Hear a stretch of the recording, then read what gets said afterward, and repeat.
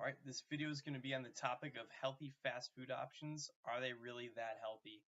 Um, so there's kind of a new trend going on right now with a lot of the fast food companies where they're labeling things healthy or healthier options for people who are supposedly health conscious.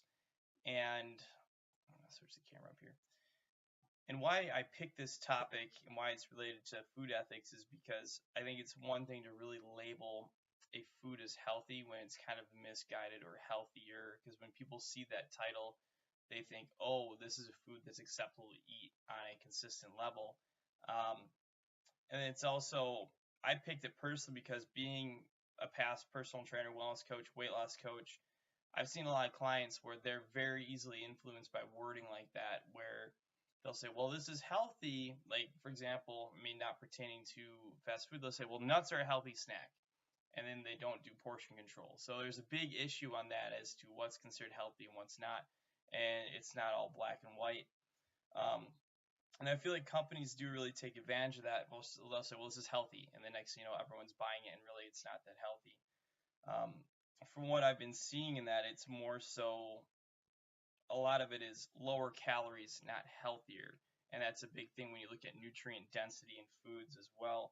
So the biggest thing on this subject is there really any evidence to support that a lot of these claims aren't healthy? And yes, and I'm not going to label a bunch off, but I'm just going to quickly say, I mean, you Google, or not Google, if you go on EBSCOhost, there's tons of journal articles, but the one that really hit home for me was fast foods healthy options are still high in fat, and it was by a community practitioner in 2006. Yeah, it's an older article, but really it's kind of at that time too they started really change, and now you see it 10 years later they're still labeling things like that. And pretty much it just said still that if you look at how much calories there is, it's still high in a lot of saturated fats. So I'm going to go over to some .com sites too, for example, BuzzFeed and Reader's Digest.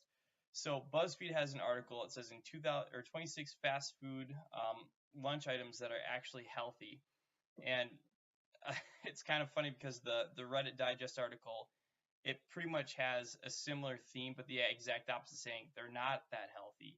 And it's funny because they're still listing the same things like calories and whatnot, and it's kind of ridiculous. For example, the 26 fast food lunches, the first item on the list is McDonald's, and it is their artisan grilled chicken sandwich. And it's 360 calories, 32 grams of protein, 6 grams of fat, 930 milligrams of sodium, and 43 grams of carbohydrates. They even say in the description, you're not getting a lot of vegetables here, but you're getting a good amount of protein. The other big thing is they really focus a lot on macronutrients and not micronutrients. Very similar to where if you put just gas in a car and don't worry about all the other fluids, you're going to run that thing to the ground just like your body. And look at the sodium content, 930 milligrams of sodium. When you look at, you're supposed to be a 2,000 calorie diet, roughly about, you know, 2,300 milligrams. You literally have 40% on the dot of your daily intake of sodium and only about 18% of your daily intake in calories. So that's a big issue. But you go over to your Reddit or the Reader's Digest, it pretty much says that. It's like, okay, let's look at the sodium and fat intake.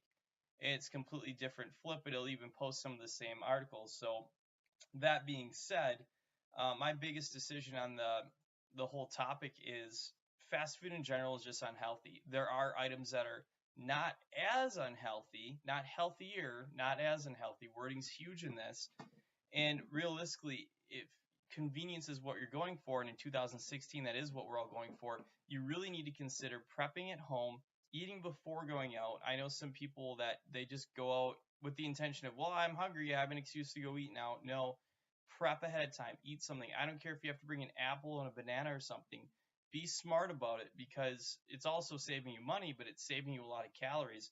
But also, too, there are a very few items out there in the health field or that are food products that you can get. For example, like I use these, and they're just all organic, all natural stuff, regulated by the FDA, that you can use that has some more fiber, doesn't have as many calories and carbs in it, and actually has micronutrients, not just carbs, fats, proteins, and a ton of sodium.